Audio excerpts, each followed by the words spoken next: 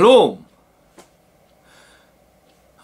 착한 일을 해야 구원받는다. 어떻게 생각하십니까? 좀 이상한데요? 믿음으로 구원받는 거 아니에요? 그럼 이렇게 말해볼게요. 착한 일을 해야 복을 받는다. 그거는 맞는 얘기 아니에요?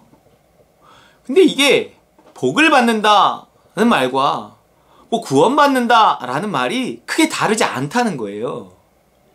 우리가 하나님께 복 받고 천국에 가고 이게 다 이 구원의 영역에 있는 거죠.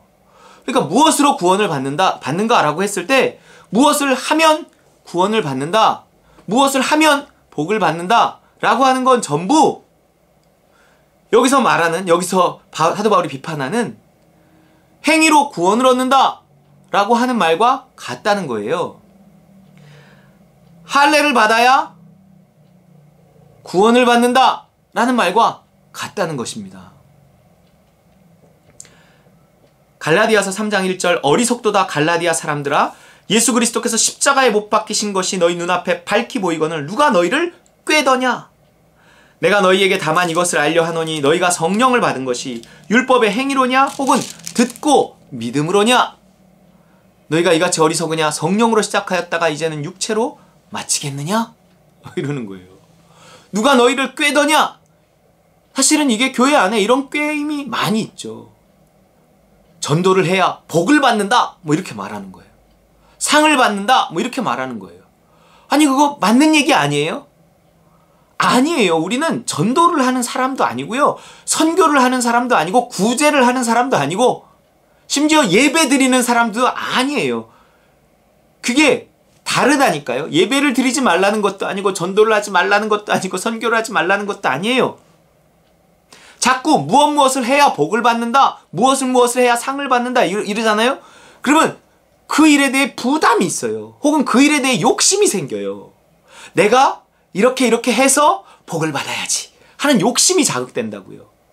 그리고 그걸 못하잖아요. 아무리 해도 뭔가 늘 부족한 것 같고 자유롭지가 않아요. 못하면 굉장히 부담이 되고 죄책감이 생기고 눈치가 보이고 그런단 말이에요. 그럼 자유가 없는 거죠. 우리는 뭐예요? 믿음으로 구원받는다니까요. 그 얘기가 뭐예요? 하나님이 시킨 대로 하면 된다는 얘기예요. 믿음을 따라서만 살면 된다는 거예요. 그 믿음의 길에 어떤 때로는 믿음의 길에서 우리가 전도도 하게 되고 선교도 하게 되고 선한 일도 하게 되고 그런 것들을 이렇게 만나게 되는 거예요. 내가 그것을 찾아 나선다, 찾아 헤맨다.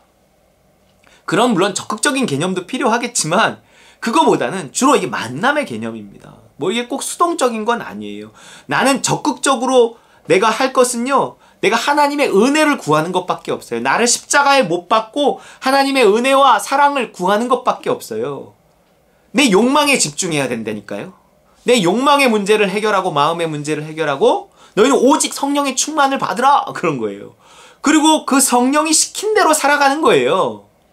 나는 순종하는 거지 전도하는 게 아니에요. 나는 전도를 했다고 전도를 한 게 아니라 순종을 한 거예요. 선교를 했다고 선교를 한 게 아니라 순종을 한 거라니까요. 믿음에 순종을 했어요. 믿음에 순종을 했는데 전도를 했네, 선교를 했네, 구제를 했네, 예배를 드렸네. 그 결과로 하나님께 칭찬을 받았네, 상을 받았네, 이렇게 되는 거죠.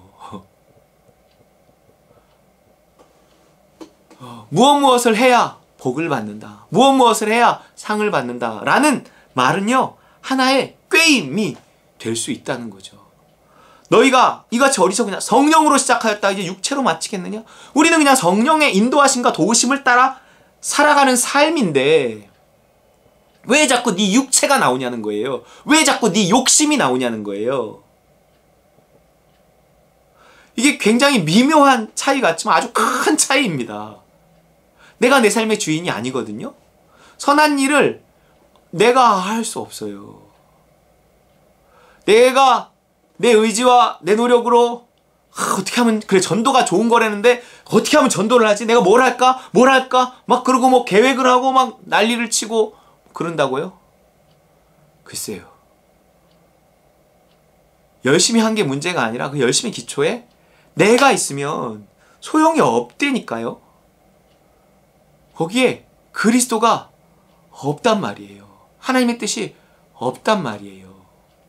물론 내가 범사의 여호와 인정하고 삶의 구석구석 그분의 인도하심과 도우심을 따라 살 수 있는 믿음의 수준이 아니면 어쩔 수 없이 우리가 믿음 오는 일은 최대한 하나님의 뜻을 구하고 믿음 오는 대로 순종하지만 그렇지 않을 때는 그냥 살아야 돼요. 거기에 자유가 없어요. 자유는 수준이 만드는 거기 때문에 내가 아직 그만한 완전한 자유를 얻을 수 있는 수준이 안 되는데 내가 어떻게 자유로워요. 누구한테 하나님의 뜻이 뭐냐고 물어본다 한들 소용도 없다니까요. 그냥 때로는 그것은 욕심이 될 수도 있고 때론 그것은 내가 어떤 두려움이 어떤 선택을 만들 수도 있고 어쩔 수 없이 거기서 가야 됩니다. 그것은 가야 돼요. 그냥 살아야 돼요. 아무것도 안 할 수 없잖아요. 그냥 살아야 돼요. 너무 막 무리하지 말고 내가 너무 막 노력하지 말고 그냥 살아야 됩니다. 그것을 자유라고 볼 수는 없지만 자유는 결국 수준이 만드는 거기 때문에 그 수준이 있기 전에는 우리가 자유롭지 않지만 그냥 나를 인정하고 내 수준을 인정하고 그냥 살아야 된다고요. 그리고 하나님의 인도는 내 수준에 또한 맞춰서 인도하심이 있다라는 것을 알고 하나님이 하나님의 뜻을 물어보면 아주 고고한 것만 나에게 알려주실 것이다 이렇게 생각하지 오해하지도 말고 그냥 최대한 묻고 어떤 인도하심이 조금이라도 느껴지면 그것을 최대한 순종하면 되는 거예요. 나 할 수 없는데 아니 하라 하시니까 할 수 있게 해주십니다. 그때는 이런 말씀 필요한 거예요. 내가 능력 주신 자 안에서 내가 모든 것을 할 수 있다. 그렇다고 내가 모든 것을 할 수 있다는 게 아니에요. 하나님의 뜻에 하나님의 능력이 있습니다. 나를 다 고려하셔서 나에게 무언가를 명령하셨다면 그것을 감당할 수 있는 능력과 환경과 여호와 일에 모든 것을 준비해 놓고 계시단 말이에요. 그러니까 그건 뛰어들면 가능해지는 거예요. 그리고 어떤 일은요. 정말 이거 욕심 아닌가? 내가 이렇게 누려도 되나? 내가 이렇게 행복해도 되나? 내가 이렇게 이렇게 해도 되나? 어떤 건 죄처럼 보이는 것도 있는데 근데 하나님이 내 눈높이를 아시고 내 환경과 처지와 형편을 아시고 다 인도하시는 거기 때문에 그냥 그 또한 겸손하게 그냥 따라가면 됩니다. 누릴 것은 누리면 되는 거예요. 그 모든 길에서 우리의 믿음은 조금씩 자라나고 하나님에 대한 신뢰, 하나님을 알아가는 거, 하나님과 인격적인 만남 이런 것들이 이루어지면서 점점 그분께 가까이 다가가는 거지. 그것이 가장 큰 축복이죠.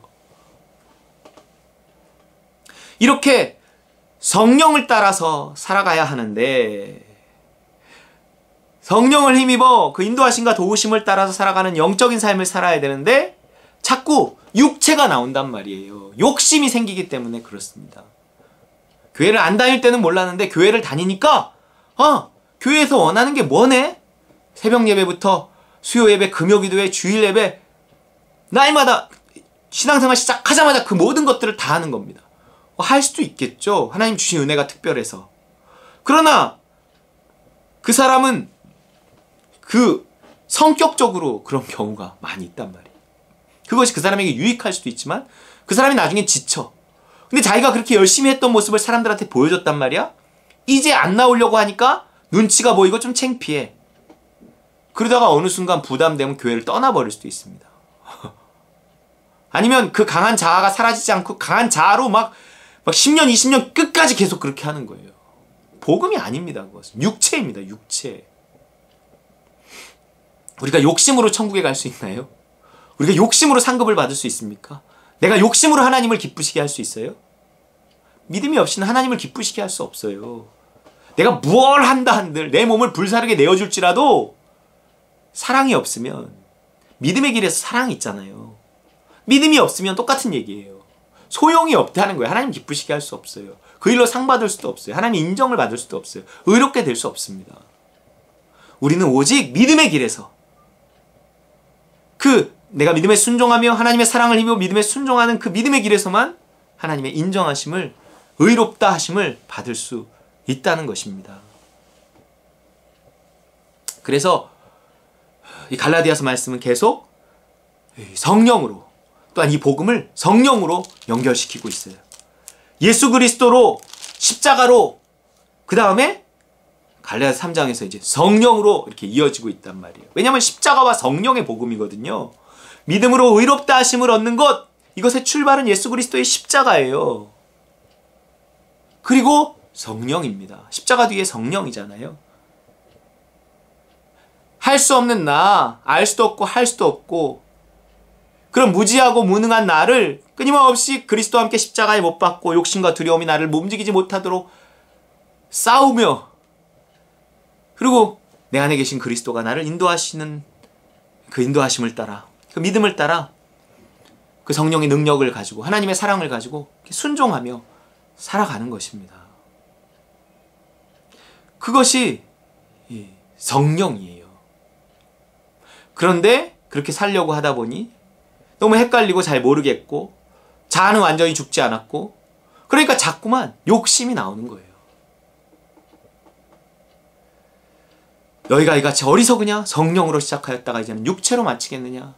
이게 무슨 저 세상을 나가서 막 무슨 뭐 어디 저기 뭐 활락가에서 헤맨다는 얘기가 아니에요. 자아가 살아난다는 얘기입니다. 하나님, 나 자아가 살아나지 않게 해주세요. 나를 십자가에 못 박습니다. 하나님, 내가 또 잘하고 싶은 마음 또 올라와요. 내 노력 또 올라와요. 내 욕심 또 올라와요. 하나님, 못 박습니다. 하나님, 도와주세요. 온전히 믿음을 따라 순종하고 주와 동행하게 하여 주옵소서. 이게 우리의 기도가 돼야 됩니다. 이렇게 주와 동행하시는, 성령으로 시작해서 성령으로 마치는 저 여러분 되시길 주의 이름으로 축원합니다.